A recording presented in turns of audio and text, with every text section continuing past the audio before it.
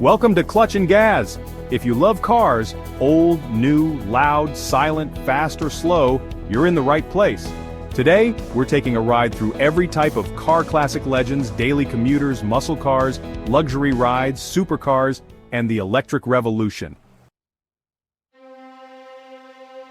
Some people see a classic car as a relic, a museum piece. But me, I see history in motion. You're not just looking at chrome and steel, you're looking at the embodiment of an era. Take the 1969 Dodge Charger for instance. It's a snarling, growling beast of a car, straight out of a Steve McQueen film. The kind of car that makes you want to grow sideburns and tear across the desert, chasing down bad guys. Then there's the Ford Mustang Fastback, the epitome of cool. It's a car that practically invented cool. You can practically hear the Beach Boys singing as it cruises down the road. It's a timeless design, a symbol of freedom and Americana. It's the kind of car that makes you want to throw your surfboard in the back and head for the beach. And who could forget the Jaguar E-Type, the embodiment of British cool. It's sleek, it's stylish, it's got more curves than a racetrack. This is a car that turns heads even today. It's the kind of car that makes you want to put on a tweed jacket, grab a pipe, and pretend you're James Bond. These cars, they're not just machines, they're icons. They represent a time when cars were more than just a way to get from A to B. They were dreams on four wheels. Not everyone can rock up to the supermarket in a vintage Aston Martin. Most of us rely on the unsung heroes of the car world, the daily drivers. These aren't the cars that grace magazine covers or star in Hollywood blockbusters. They're the workhorses, the reliable companions that get us to work, back home, and everywhere in between. Some might call them boring, but I say they're honest. They're not pretending to be something they're not. They're not dripping with luxury or boasting about horsepower.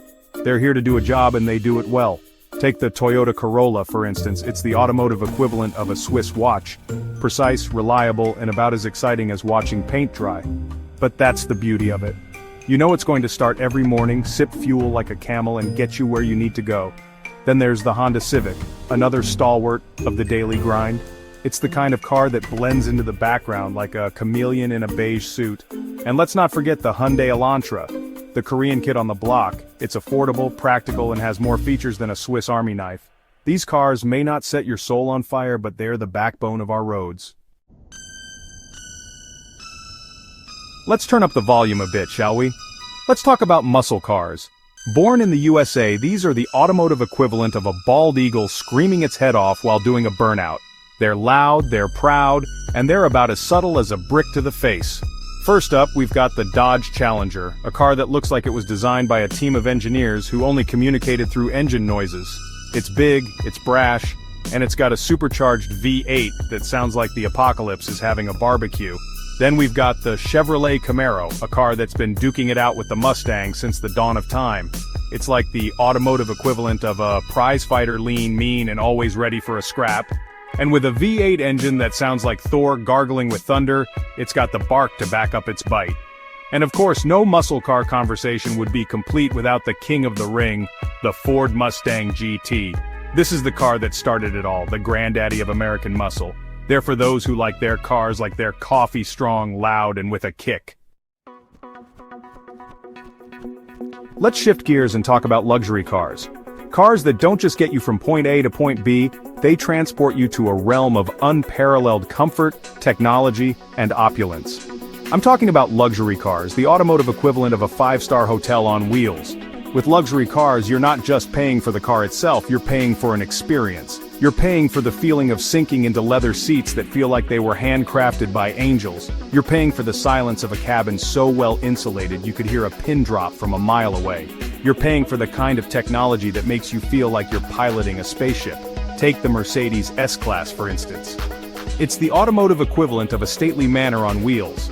It's got more gadgets than James Bond's Aston Martin, and it rides so smoothly, you'll think you're gliding on a cloud. Then there's the Rolls-Royce Phantom, the undisputed king of luxury. This is a car that's about as subtle as a diamond-encrusted elephant. And let's not forget about the Bentley Continental GT, a car that manages to be both sporty and luxurious at the same time. These cars, they're not just about getting from point A to point B, they're about making a statement. They're about arriving at your destination feeling like $1 million. Buckle up because we're entering the realm of automotive insanity, the kind of cars that make your heart race faster than a cheetah on a sugar rush. I'm talking about supercars and hypercars. These aren't just cars, they're engineering marvels, rolling testaments to human ingenuity and the pursuit of speed. They're the stuff of childhood dreams, the kind of cars that make you want to rip off your shirt and run through a field yelling, "I am a speed god." Let's start with the Ferrari 488, shall we? It's a car that looks like it was sculpted by the wind itself. It's got curves in all the right places. And an engine note that sounds like a symphony composed by a choir of angry angels. This is a car that's not just fast, it's an experience, a sensory overload that'll leave you breathless. Then there's the McLaren P1, a car that looks like it just rolled out of a science fiction film. It's got more wings and spoilers than an aircraft carrier, and an engine that produces more power than a small country. This is a car that's not just about speed, it's about pushing the boundaries of what's possible. And of course, no conversation about hypercars would be complete without mentioning the Bugatti Chiron. This, my friends, is the automotive equivalent of a black hole. It sucks in all light and reason and spits out pure, unadulterated speed. It's got a top speed that's limited to 261 miles per hour for safety reasons. Imagine being told you can't go any faster because the tires might explode. These cars, they're the ultimate expression of automotive excess, and I for one am utterly smitten, utterly. The future is here and it's electric. Electric cars are no longer the realm of tree-hugging hippies or tech billionaires. They're becoming mainstream, and for good reason. They're quiet, they're efficient, and frankly, they're bloody quick. Take the Tesla Model S for instance. It's the car that single-handedly made electric cars cool. It's sleek, it's stylish, and it's got more acceleration than a cheetah on a rocket-powered skateboard. Then there's the Porsche Taycan, a car that proves that even the most die-hard petrol heads can be converted to the electric side. It's got the soul of a Porsche, the handling of a dream, and the acceleration that'll make your eyeballs feel like they're about to pop out of your head. And let's not forget about the Rivian R1T, an electric pickup truck that's about as subtle as a grizzly bear doing a breakdance. The electric revolution is here and it's not going away. No matter what you drive, a classic cruiser, a muscle beast, or a daily ride, there's a car story for everyone. This is Clutch and Gaz, where every car has a voice. Don't forget to like, subscribe, and join us for more rides.